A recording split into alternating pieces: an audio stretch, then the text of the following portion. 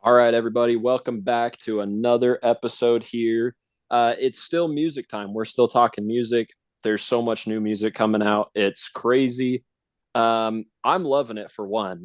I feel like at this point last year, we did not have the quality and quantity of good releases that we do this year. So I'm super stoked about this. Agreed. But today we got the Don Toliver review. Don Toliver, everybody's favorite trap, R&B, hip hop dude that's been killing it for the last 4 or 5 years.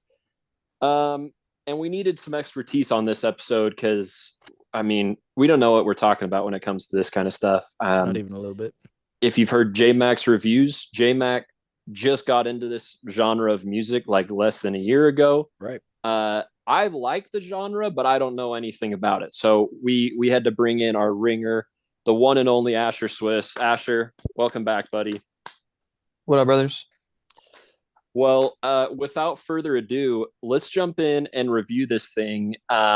Just general consensus. How do you guys feel about it? Like I've listened to this a couple times now, and I think I'll say my opinion has changed greatly since the first taste I got of the album. But how about for you guys? Okay. Yeah, no, I don't know. Don Toliver is very interesting for me. I have like a couple, different takes about his discography and what kind of presence he's played as a solo artist as well as a feature artist and under a record label and him creating his own identity. Um, I don't know. With this project, I have a little bit of mixed feelings, but nothing too crazy. And we'll kind of dive into it as we talk about it more. But I've listened to the album in length, like you said, like probably around like 3, 4 times, same as you. And yeah, no, I got some good things to say, some not great things to say, and we'll kind of just, I guess we'll just dive into it in a second. For sure. The first time I listened to this, I didn't care for it in the slightest. Don't get me wrong, I did still find good qualities and whatnot. But I listened to it again and I found a lot more that I ended up liking. So that's pretty good. I still have a couple of things that me personally I'm not huge on, but that usually wraps up to like that kind of trap genre of music. But it wasn't terrible. It wasn't terrible. So For sure. So like I said, my opinion kind of changed pretty drastically from the first taste I got because obviously we heard Bandit, first single came out a few months ago. And on release, I was like, this is trash. This is absolute garbage. I don't know why it's getting gassed so much. It's terrible. Whatever. And then I agree Attitude with that take. and then Attitude came out and I was like, okay, this isn't as bad. Like I kind of vibe with some of this. And then the album came out and I was like, first listen, I was like, there's some solid stuff, but it's nothing crazy. And then every listen after that, like I've pulled more songs from. I think today was my third listen through it. And I like got another new song off there that I was like, oh, sick. I don't remember this one being this hard when I first heard it. But right. even like Bandit, I still think there's a lot of negatives to the song. I don't think it's like I think it's getting too much hype. I would say, but the beat bangs on that song. It's crazy. And so on that note, let's jump into the production here. I ended up giving this category an 8 because I felt like it was one of the stronger categories on the album. I think it's at its best when it's that gritty, distorted, trap, heavy, hardcore stuff that isn't super familiar to like this glossy Don Toliver R&B trap that we've gotten before. So I really like when he strays kind of from that precedent, but you do still get him occasionally going back into that pocket with a little bit more of these. I kind of perceive them as kind of monotonous, like they're the same kind of Don Toliver beats that we've gotten from the last 3 projects. That's why I knocked it down a couple pegs, but I will say for sure for me, I think this was one of the stronger parts of the album. Sure. Yeah, no, I can definitely see that.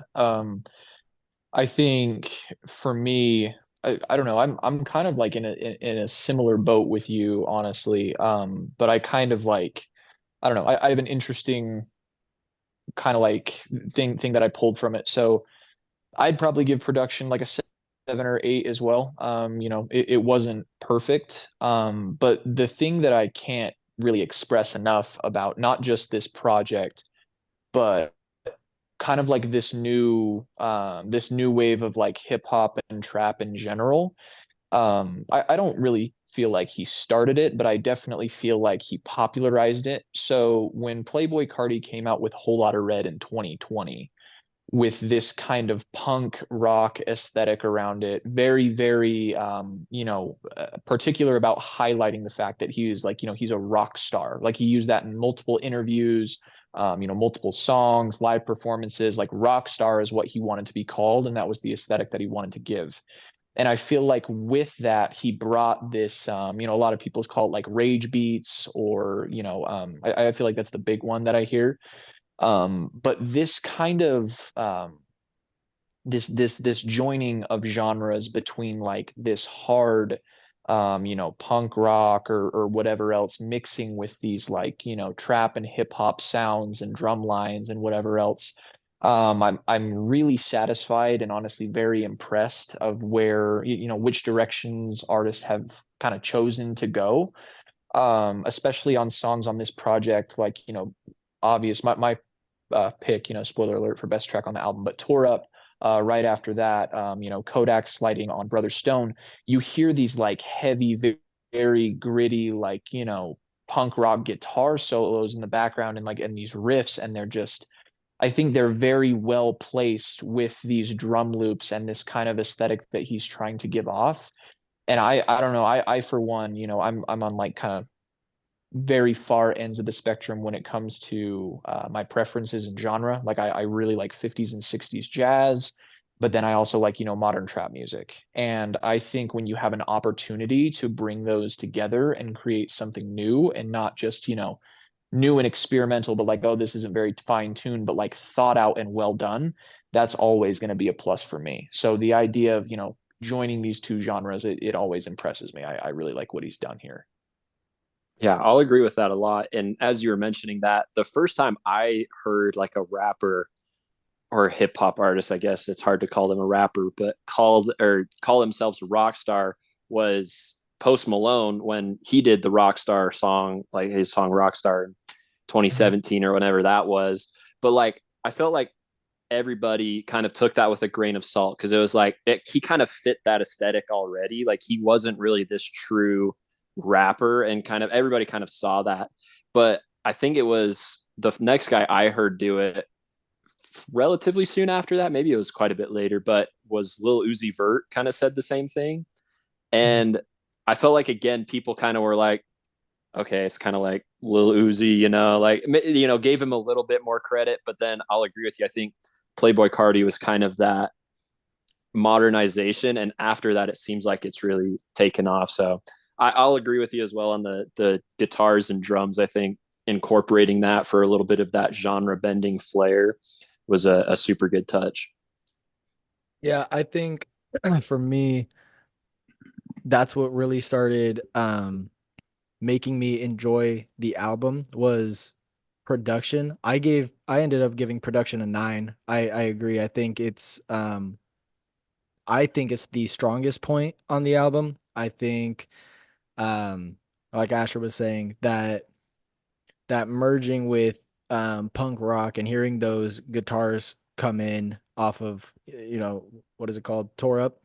That's I also agree that is one of the best tracks in my opinion. I think it's really cool. I think top to bottom there wasn't really a song where I thought it lacked anything in the production category. I think it was all super cool. And it's not all the same style throughout the album. It still does bring in its diversity, and I just caught myself bopping my head to pretty much the entire album, which kept me into the all right, like this has is its solid qualities. So yeah, I ranked it pretty high. Well, I mean, it sounds like we all enjoyed that category of the album a fair amount, to say the least. Um, And moving a little bit into the vocal side, I feel like this is always what I've known Don Toliver for, is his very unique voice. For a lot of us, I think it was Can't Say the first time we were like, who the heck is this guy? Hidden feature on Astro World in 2018. And then, ever since then, we've kind of just been looking for that distinct voice. I will say for me on this album, I still think that's a big selling point. His distinctive vocals are pretty solid. I will say there's a little bit less range showcased, I feel like, a lot of times than I've heard on past projects from him.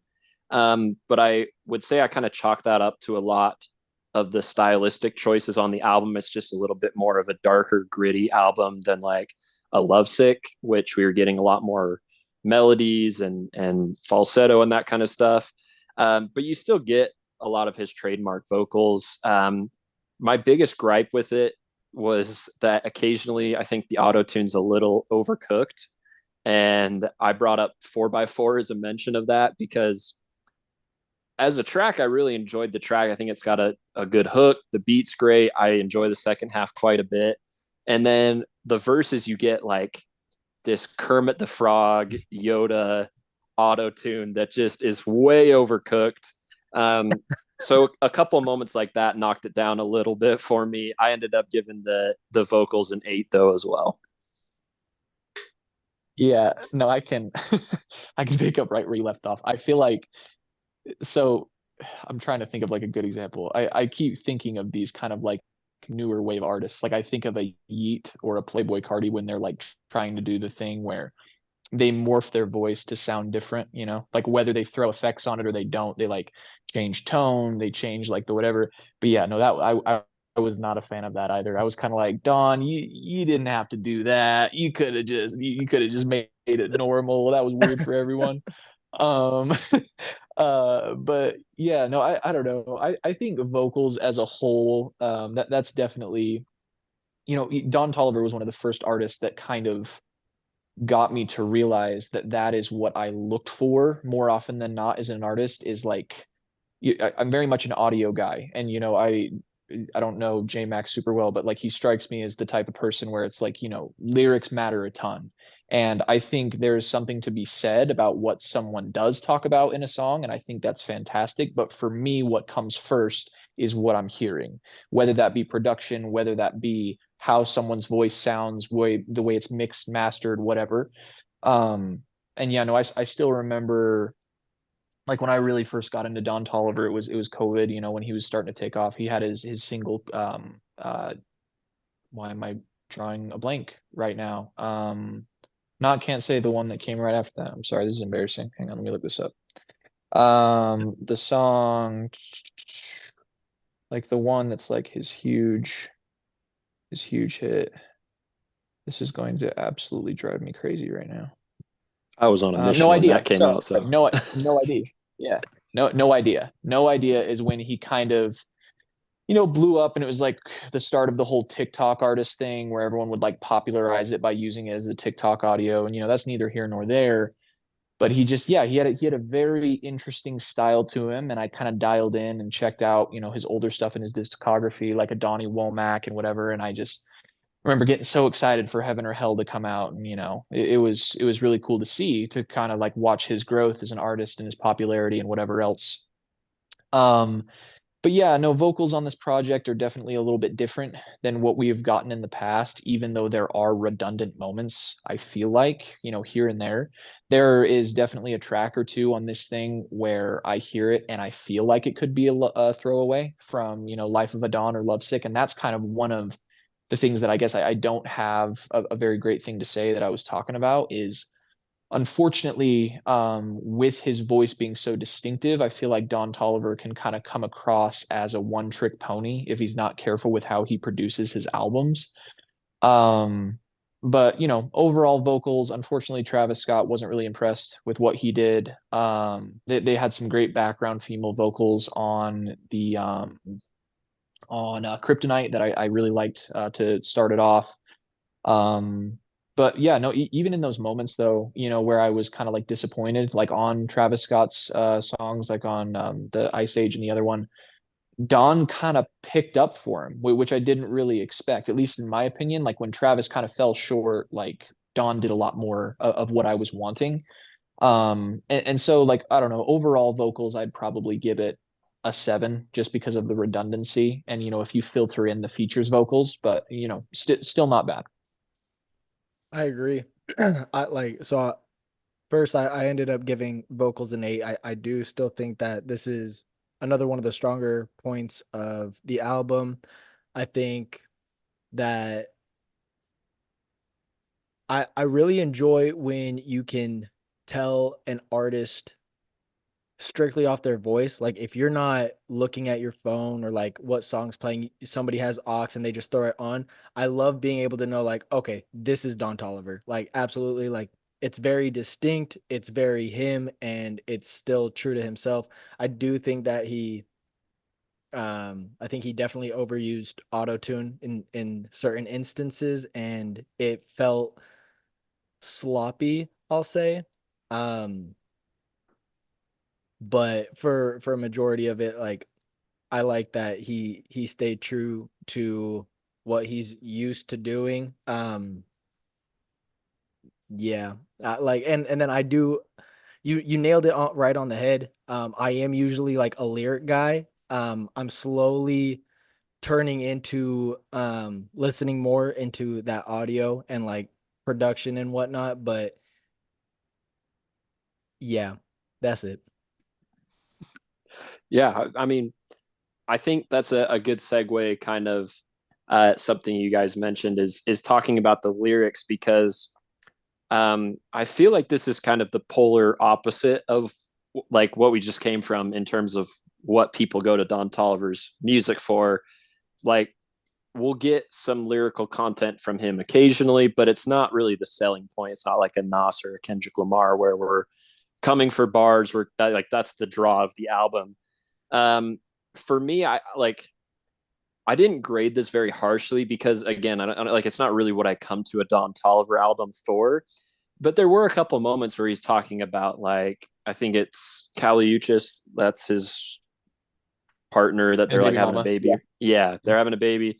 Like he kind of brings up some of that stuff that's a little more personal than just like in the club, let me get your number, that like we get a lot of from Don Toliver. So I ended up giving it a 7. I do think like there's some cheesy moments where it's like if you're listening into it a little too much, you're gonna be like, what the heck are we what are we doing here? But again, in general, it's not really what I'm coming to him for, so I'm not really gonna be all that harsh on it. And especially with him like being a little deeper than I was expecting at times. Sure. Yeah, no, I can definitely see that. I think when I don't know, there's an aspect of maturity that artists kind of go through as they experience more of the industry and they build more relationships, whether that's just romantic or, like platonic friendships between people. Like I think everyone remembers when Lil Yachty started out, and there's like the infamous interview with him and Joe Budden, and he's like, "I'm making music, man, having fun. Like my fans love it. Like whatever, like he wasn't taking it seriously, and then That all of a was an sudden he, incredible vocal impersonation, by the thank you, way. appreciate it. Um, but yeah, so there's that interview, and then like we fast forward, and he's put out a decent amount of music, and he's put on some years, and he's I've heard people like compare Lil Yachty as like the underground Drake. Like he's still like not quite on that level as like the top entertainers, but like out of those guys he's like the top.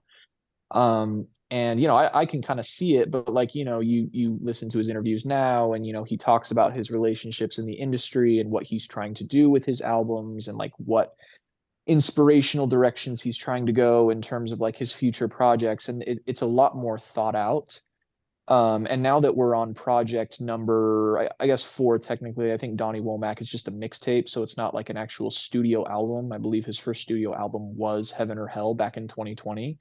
But this is his 4th full length project, and so I think that's to be expected that he does put a little bit more substance into it.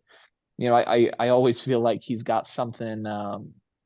He's got something like decently deep or kind of like emotional to say when he throws Charlie Wilson on the track. And me personally, I still like I still like If I Had off of Lovesick a little bit better than Attitude off of this new project. But kind of like you said, you don't usually come to him for the lyrics, but you never know. When you come out with more music and you've been in the industry longer, I'm sure there's like a little bit of a perspective switch.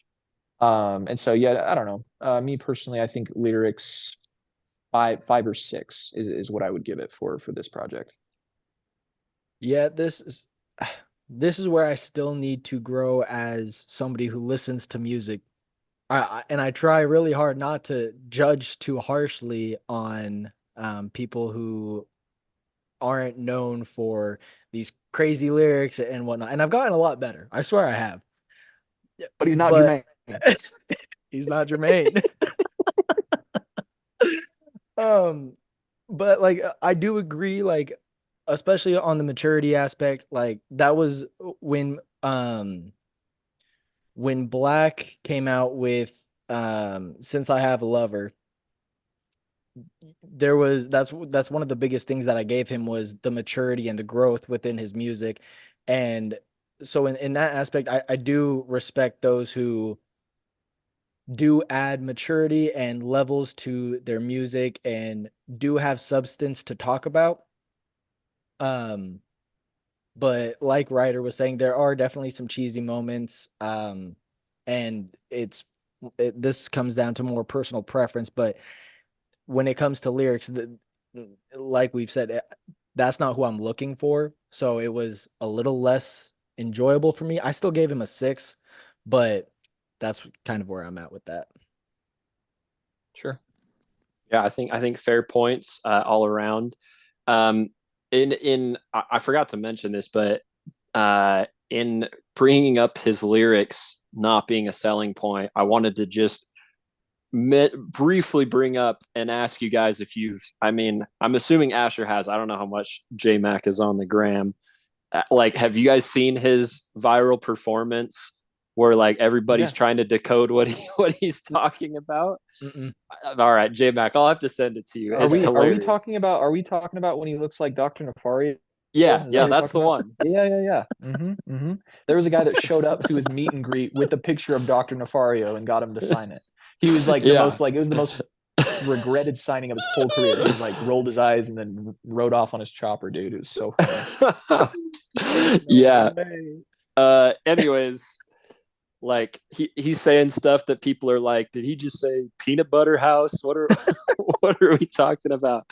Anyways, let's go back into the concept theme of the album. We've kind of briefly mentioned it, but this punk rock biker aesthetic that we're getting into on the album here. I was super intrigued to hear what this was going to be, especially hearing Bandit and being like, initially, this is garbage was kind of my reaction. And I will say, I think it's a strong part of the album. I think it works well when it's followed, but my biggest gripe is that punk hardcore biker aesthetic is kind of strayed from pretty frequently. I feel like by the time we get to the back half of the album, we're getting like 1 or 2 of the last 8 tracks that kind of fit the vibe that he's set up. And I don't know that like it's bad to release those songs, because I still think they like it sound good, but it felt a little bit just in where they were placed, like kind of pandering to the people that know him from a certain type of music, and that it was almost like, I've got to throw in some traditional Don Toliver. And I'm not saying that's what he did, but that's just kind of what it felt like to me in that placement of it. But still, I enjoyed the concept. I think the theme was cool. Like you can kind of break it down into the 4 segments of the album and even break those down if you wanted to. But yeah, overall, I gave it a 7. I think it's a solid concept. I just think it kind of strayed from that a little too often for me. Sure. Yeah, no, I definitely can see that. I texted you about this, like when we were first kind of talking about if this album was worth a podcast episode. And so I wanted to pull that up. So it's one of my favorite things that Don Toliver does is, and it's something that I appreciate with many an artist. I don't know if I mentioned it on when I came on the Travis Scott podcast episode, but my favorite artist has been for like, at this point, like 7-8 years is The Weeknd. And what I have really loved about his last, two projects is he's committing to this character on both of the projects, right? He's the red suit guy who's lost control of his life, who's gambling and, is like caught up in the fame and is on drugs and doesn't have control of everything.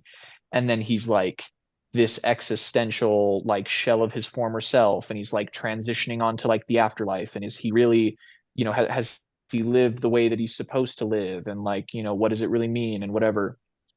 And I think that Don Toliver usually does a pretty good job with that. Ever since like I heard about this album being released, I see videos of him all the time. It's like, oh, Don Toliver sighting, and he's, riding around with his motorcycle gang, and he's got his leather jackets on at, Rolling Loud and Summer Smash and whatever. Like he was definitely committing to the role, which, is what you love to see. But kind of like you were saying, it wasn't filled out as much as it could have been. And that kind of goes back to what I was talking about, vocally. There are tracks towards the back half of this album where it's like, okay, if I didn't know any better, you like 4 or 5 months down the road, you shuffle played this and like looked at me like dead serious, and you're like, oh dude, like this is off of Lovesick, or no, this is off Life of a Dawn. Remember, this is off Life of a Dawn Deluxe. I'd probably believe you. I'd be like, oh yeah, no, I forgot about this one. And I think that is, it's just not as committal as it needs to be for the theme and the aesthetic to actually like reach as far as he wanted it to. You can dress to play the part, but if you're not going to actually hold the theme musically, it's definitely going to take away from the experience at least a little bit. So I'd probably say, points for doing it outside of the music, but we got like 4 or 5 songs on this thing that like really punch you with like the hardcore like biker gang guy. And so I'd probably give it a 5 or a 6 in terms of like the theme and the aesthetic and everything. You guys are real good at figuring out concepts, let me tell you, because first of which, to be honest, didn't even know that Don Toliver dropped anything until Ryder hit me up and was like, Don Toliver Asher said that it's a good one to review. I said, all right, cool. Didn't know he dropped. So I'm looking at this, and I think the album cover's dope. I was like, okay, I'm in for it. The fact that y'all can come up, like, figure out the concept like that is very impressive. I'm not there yet. So I told Ryder, I think on the very last podcast that we reviewed an album, that I suck at concepts. So did I actually know what was going on? No. I kind of just picked a number, and it fits. I mean, it fits y'all's description. I put a 6, and now that I understand the concept that he was going for, I can 100% agree with what both of y'all said. But I'm gonna be honest and say that I had no idea what was going on. All right.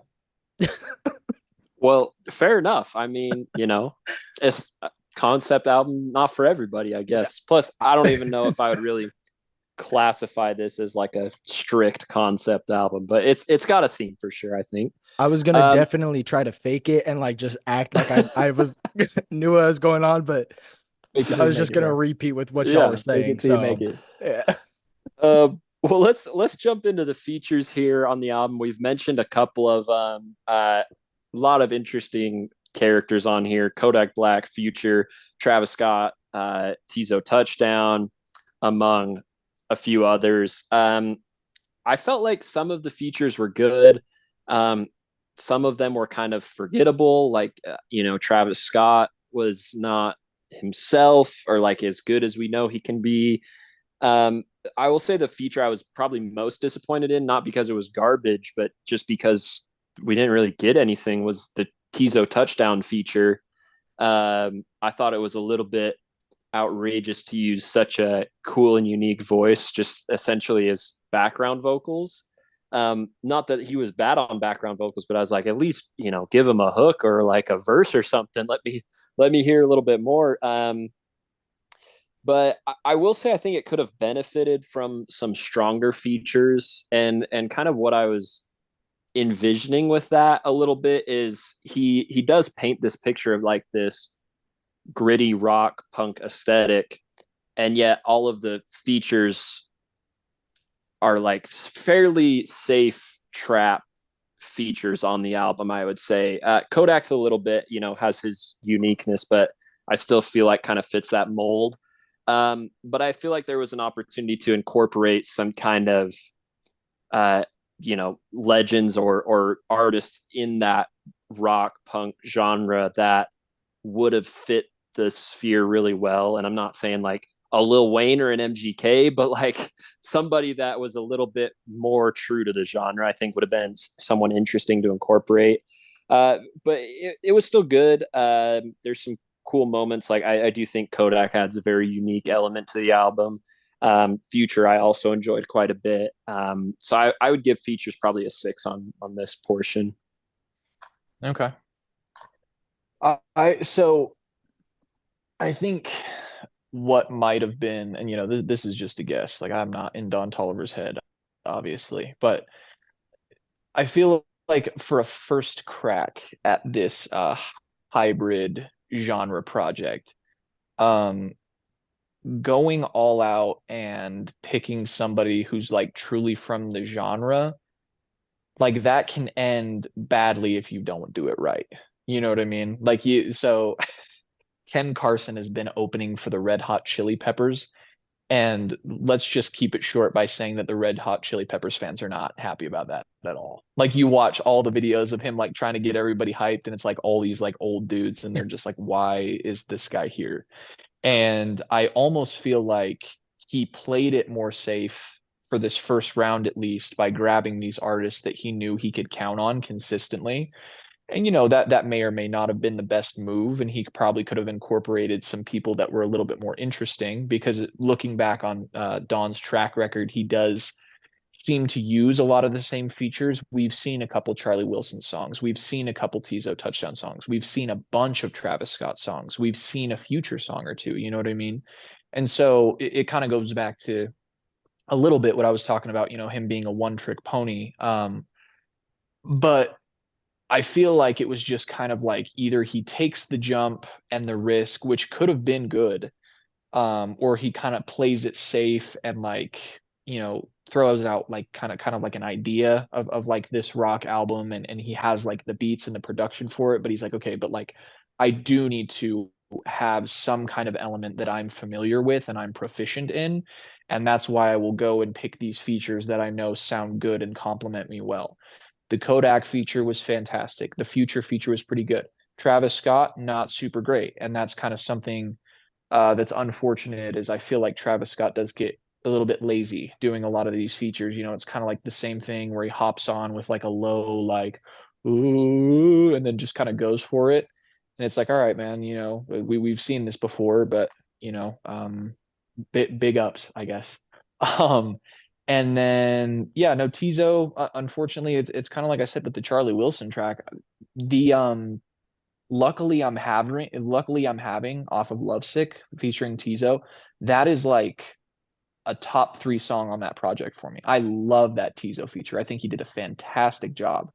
And this one, it wasn't super memorable, unfortunately. So you have some really great features in there. You have some that aren't super great. And it's like it's a cast that we've seen before. He didn't really go for anything super, surprising or anything like that. So I think it's fair to give it like a 5 or a 6 for the features. Yeah. I'm a just put this out there. Kodak's trash. Couldn't stand him, not even in the slightest. It's one of the few people that I just can't get behind for like a majority of any of his stuff. So I first I saw his name on the track list and immediately was like, that's gonna be garbage. Listen to it, and I'll save the rest for later. I think all of the other features were cool. I do think Travis Scott definitely fell short. I do agree with what Asher was saying before, that Don kind of picked up where Travis fell short. So that was kind of a bummer. Everybody else I thought did great. Yeah, it was just Kodak that really upset me when I saw that he was on that list. I ended up giving the features a 7. Um, I thought everybody did their part minus Travis, but yeah. But yeah, Asher, it's funny you mentioned that Ken Carson opening for the Red Hot Chili Peppers. Like a while back, I went to a Maroon 5 concert and Black Bear was opening for them. And like Black Bear is to hip hop what Maroon 5 is to rock music. It's like nobody even considers them in that genre. It's like just pop. But even just that, like these 40, 50-year-old Maroon 5 fans are like, who the heck is this, rapper dude dropping the F-bomb up on stage? Like, what are we doing here? So I can't imagine a Ken Carson opening for the Red Hot Chili Peppers. That's crazy. It's like all these bikers with tattoos and their white bushy beards, and they're just pissed off, dude. They're just pissed off. Exactly. But let's jump into our final category here with the replay value. Because this is something that I didn't really recognize with this album, or with Don Toliver until this album, but it's actually something that I feel like has been true of his last 3 projects, including this one for me, where I feel like there's a good amount of songs that I'll come back to, like a good amount of tracks that I'd really enjoy. The album listening experience, it got a little drawn out because, like we kind of mentioned, the back half of it, there's quite a few songs that just kind of feel like throwaways. But I feel like these songs, not a ton of them are going to stay in my rotation for like a good long time. They're going to kind of be these transient songs where I'll listen to them a bunch for the next couple months, and then I probably will only listen to them here and there for the rest of the year or beyond that. But that doesn't really feel like anything that's too new, because like the same thing happened with Life of a Dawn and Lovesick for me, where I was like loving a good majority of it and then kind of just burnt my way through it and was like, all right, they kind of got old relatively fast. And even I think we got 3 drastically different opinions on this song, but Brother Stone was one of these ones where I was like I'll still listen to it and enjoy it, but like I can already tell, give it a couple weeks of me playing it every so often, and like it'll probably make its way out of my rotation, just because I don't think it quite has the staying power of like other songs that I will listen to more. But overall, like I said, I think there's a majority of songs that I'll listen to for a while. I ended up giving replay value a 6 because I feel like I'll listen to it a bit, but it's not going to be here forever. Sure. Yeah, no, I think that's a fair take. I think there are a lot of things that are kind of just filling the cracks in between. Kind of talked about a lot of these songs kind of just sounding like throwaways, and I don't know. It wouldn't really surprise me if he had a lot of them, just kind of in the vault and was like, let's just throw this on. I guess there's a old clip of like one of the first times that Flocky Flocky, the song with Travis, like that was made like years before Life of a Dawn came out, and like they made a leak of it or whatever, and then it just appeared on the project. It's like, okay, so we're like pulling stuff all the way from back then, I guess. In terms of replay value, yeah, no, I don't know if there's like kind of like a part where we like pick our favorites or anything, but I think my top 3 songs on the project are Tore Up, Brother Love, and 5 to 10. Sorry, 5 to 10. And I think those will probably be the ones that I like find myself going back to the most often. There are, definitely a few other tracks on there that aren't bad either. But I don't know. Yeah, no, unfortunately, like this one, when it was good, it was good. And when it was mediocre, it was definitely mediocre. And so, it'll definitely like songs will get thrown in my playlist, but kind of like you said, give it a little bit, and I'm sure I'll get like tired out. So I'll probably give it a 5, I would say, in terms of replay value. Yeah, like Ryder said, I'm still semi new to this genre of music and actually like appreciating it. I ended up giving it a 6. There were definitely some songs where I was just vibing all the way through. Um, I'm still trying to fully enjoy this genre because I know I'll get to that point eventually. Like just give it a little bit of time. Um, but most of the songs just as of right now weren't really for me. But like I said when we started, the production is really what carried it for me. I think throughout it's still amazingly produced. So if you were to throw this on in the background and we're just driving, maybe talking like over the songs, like I'd be vibing. Like I think in that aspect it brings a lot of value. But if I'm just kind of like by myself listening to music, a lot of these aren't going to be in my rotation, but I have a handful. So Yeah, for sure. I think we've kind of covered all of our bases here. And Asher, you mentioned some of your favorite songs. We normally wrap these album discussions up by talking about a best, worst, and a most underrated track. Um, for me, I think the track that I've been enjoying the most off the bat so far has been Purple Rain with Future. I think the Metro beat is super good on there. I will say I was uh, a little disappointed that there wasn't a hidden 21 Savage feature when we heard that tag come in. I thought we were going to get a cool one there, but um anyways, I really enjoy that one. Probably my favorite so far. My worst I alluded to, I think, is 4x4, and it's like the song as a whole, I think, is solid. The production's good, the back half is good, but some of the vocals on there are just a little overdone, a little overdone. But my most underrated track, I would say, is Hardstone National Anthem. I think as a closer, probably going to get overlooked. Big names on here, and there's no features on this one. I think it'll probably not be on everybody's radar for the longest time, but I think it sounds great. I think it really fits the vibe of the album. It's a unique sounding track in terms of Don Toliver's style. And so I really enjoyed that one. Overall, the album came out right about at a solid 7 out of 10. I feel like that's pretty reflective of how I feel about it as a whole.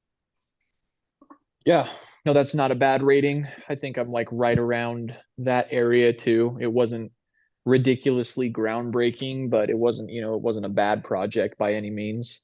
I think for best song, it truly is just like a really basic answer. I feel like it's just what everybody is saying, but the first time that I heard Tore Up, I played it like in my car and I had the volume up extremely high. And it like kind of starts out with like that just the punk rock star like scream that's like a little more quiet. And I was like, what's happening here? And then the guitar came in and I was just blown away. Like I had these like flashbacks to the Stop Breathing intro on tour for Playboy Cardi, and I just immediately like my attention was grabbed and I was like, okay, like this is got to be good. And it didn't disappoint. So I think I just have to give it up with that one, whether it's a basic answer or not. I think Tore Up has to be the best song on the project. I think in terms of underrated, I talked about 5 to 10. I don't really see a lot of people talking about it. I feel like we get these smooth, silky vocals that people come to Don Toliver to hear. I feel like we get a really nice beat that's like it's not somber, like that's not the right word that I'm looking for, but it's definitely more mellow. Because even when Don Toliver wasn't sticking to, the gritty in your face guitar, like, Hardstone Psycho type of production, and he kind of was doing his throwaway stuff that we were talking about, it was still like very upbeat trap, let's get it going, let's do whatever. And I feel like 5 to 10 takes you back to that R&B stuff, almost like like the If I Had vocals, like with Charlie Wilson on the Lovesick project. And I don't know. I personally love when Don you has like the slower tracks here and there. Did it really fit what he was trying to put across with the theme? Maybe not. But 5 to 10 is definitely the most underrated for me, I think. And the track that I don't know, there were a couple tracks that I wasn't like super impressed with. I don't really know if I have like a distinctive least favorite. Glock wasn't great. 4x4 was 4x4 was almost like awkward because he was very clearly trying to do what a couple of artists have successfully done. Everyone like mentions like deep voice Cardi, or like, when Yeet does his thing, or even like this new artist Ian that, that Yachty is kind of co-signed to. There are these guys that can kind of pick and choose what they sound like on different tracks. And Don was like, hey, let me take it for a spin. And unfortunately, he crashed out. So, I definitely think that one was on the lower end for sure. Overall rating on the project, I think like a 6.5 to a 7 is like a fair place to put it. Again, not ridiculously impressive, but not bad. Yeah, I agree. I ended up giving the album a 7, which I don't know, kind of shocked myself. I ended up just enjoying it like more than I thought I was going to, especially after the first listen. Um, I do agree. I think Tore Up is the best song on the album, mainly because like exactly like you said, when the guitar comes in, it immediately grabbed my attention and I was locked in. Thought it was a phenomenal song. Me personally, I also really liked New Drop, a lot more vibey. Just bopping my head towards or to the entirety of the song. I really liked that one. I agree with Ryder with most underrated. I have Hardstone National Anthem. Um, when going through the album the first time, that's actually the only song that I ended up enjoying besides Tore Up. Um, and then the worst one's Brother Stone. I really can't stand Kodak, man. Like I can't do it. I hate that song because of Kodak and solely because of him. So It's not for everybody. it's yeah, I can't do it. I guess. Bro, Kodak is like once in a blue moon I'll enjoy him, but like today or this album was not the blue moon. So I told both of you guys this though. If Kodak ever drops the track that he previewed on Sunday Conversation, my name Kodak Black, but if you see me, I'm white. It might be the song of the year. It might be. It's an immediate hit. Does he as he said get the Caleb Presley feature? Does he get Glenny Balls on the track? Dude, Caleb Presley released like they like remixed the audio to it and they made like a hype promo video for the interview with him, and it is so funny. I'll have to send it to you. You just need to go through, like, when you go through, the best moments by far is when you somehow like get Caleb Presley close to breaking character. It's so rare. It's so rare. But if you go through those interviews and find the moments where you can tell he's like taking a deep breath and like really that is the absolute best. Easily. So funny. Oh man. Well, any final thoughts before we wrap up this Hardstone Psycho review? Here's what I have to say, man. Don Toliver has been a consistent dropper, and I feel like to a degree I can appreciate that, and I feel like he's got almost the perfect amount of balance. I feel like the perfect amount, like Tyler the Creator, I feel like it couldn't, for me personally, it couldn't be better. You've got like a little bit of the buildup. You get an album every other year. Every other year he's got some kind of like project that he's putting out, and he's not like doing the weird thing where he teases it and then never drops it. He says when he's going to drop it, and he's going to drop it. And so there's like, you're not in the red zone where you get an artist like a Gucci Mane or a Trippie Redd where it's like, why have we gotten 3 projects in 6 months? This is horrible. Like boys, slow down with all that BS music, as Young Thug would say.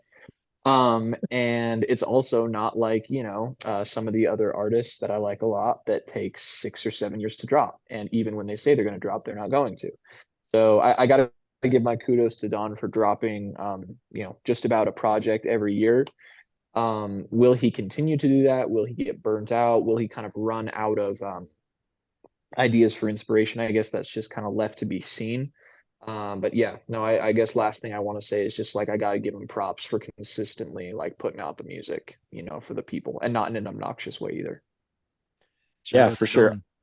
I think with such a unique voice, kind of like Jaden was saying earlier, it's just dope to get new music from him on a frequent enough basis that you're like, let me sprinkle this little bit of, Don Toliver in my rotation. I think is a super cool thing. Well, Asher, thanks for joining us again, man. We always love having you.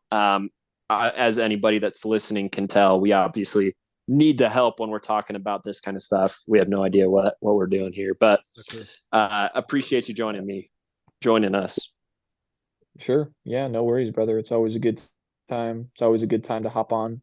I hope the next time I'm on here is when Abel drops, but we don't know when that's gonna be. So, he's keeping that in the vault for now, but we'll see what happens. He's got to finish up the trilogy, so I'm excited for that sure. one. For sure. Well, let's sign off until next week, and we'll see if we're reviewing music or Planet of the Apes or something else. We'll see what comes. Sounds good. All right. All right. See ya. See ya. See ya.